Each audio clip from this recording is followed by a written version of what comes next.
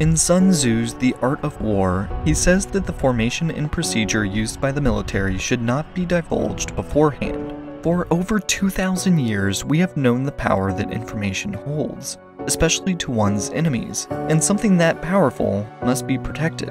While Sun Tzu didn't use the term classification, the concept has been used in ancient and modern times, both while at peace and at war. And the United States is certainly no exception to this, classifying tens of millions of documents each year, or an estimated 1.5 documents classified every second.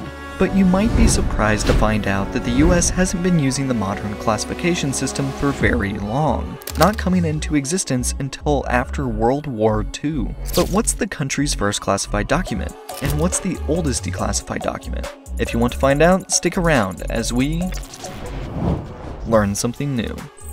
Classified documents are a tricky subject, as the system itself is sometimes shrouded in secret as well. What is clear is that although it wasn't until after World War II that we started using the designations confidential, secret, and top secret, the US has been keeping sensitive information behind doors from the very beginning. In 1774, the members of the Continental Congress passed a resolution that the doors must be kept shut during the time of business, and to keep proceedings secret until the majority shall direct them to be made public. Even the US Constitution brings up government secrets. Article 1, Section 5 says that Congress shall keep a journal of its proceedings, and from time to time publish the same, excepting such parts as may in their judgment require secrecy. The need for secrecy would be compounded as the world broke out into war in 1914. But for the United States, it wouldn't be until 1943 when the Security Advisory Board was founded to establish classification practices throughout the federal government. It was created by the Office of War Information, known as OWI, to create the new policies and take stock of information security. What they found was a massive amount of inconsistencies across the board. Federal employees were leaving sensitive information unlocked in buildings that made no effort to screen visitors. They were reading sensitive information in cars and proofreading this information out loud in public, as well as taking sensitive information to unapproved commercial printing businesses to make copies. These federal employees had no idea about the vulnerabilities they were opening themselves up to. But the Security Advisory Board also found that the laws about sharing this information were extremely vague, meaning even if someone were to share it, even on purpose, they might escape punishment. Take the Espionage Act of 1917, for example. It made it illegal to share information related to national defense with those who did not have the authority to receive it. But during the drafting of the law in 1917, Congress had removed the sections of the act that established the process for defining what information was related to national defense or how individuals were supposed to be authorized to access it. The legal penalties associated with this were undefined as well. During World War I, journalists were simply asked by the Office of Censorship to voluntarily restrain from publishing information that might help the enemy. This wasn't backed by any sort of punishment, but surprisingly, most complied.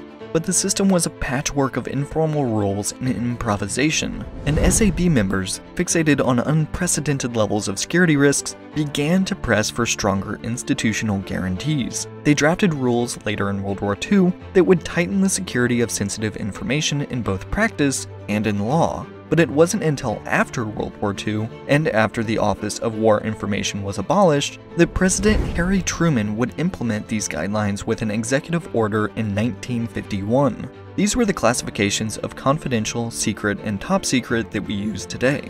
As it was defined, confidential information could be expected to cause damage of some kind to national security. Secret information is that which could be expected to cause serious damage to national security, and top secret information could cause exceptionally grave damage to the national security.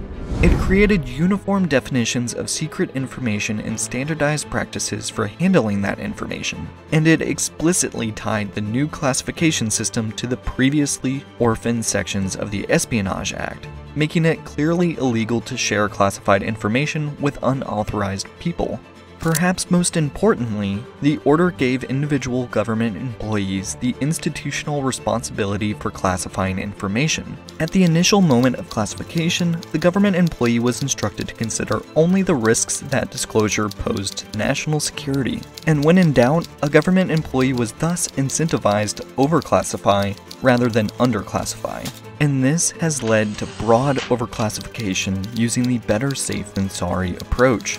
One professor at Yale Law School, who worked as a former special counsel for the Pentagon, estimated that of the roughly 50 million documents classified per year, only about 5 to 10% warranted classification. In truth, some have tried to reduce the amount of information that gets classified. In 2010, the Reducing Overclassification Act was signed into law in an attempt to reduce unnecessary overclassification, but it ultimately did little to help the problem, namely because those that are in charge of classifying information still abided by the better safe than sorry principle, and Congress has widely underfunded declassifying efforts. Larry Pfeiffer, a former intelligence official who served as the senior director of the White House Situation Room and chief of staff to the director of the CIA, said that there are billions of classified documents out there, many of which don't need to be classified anymore.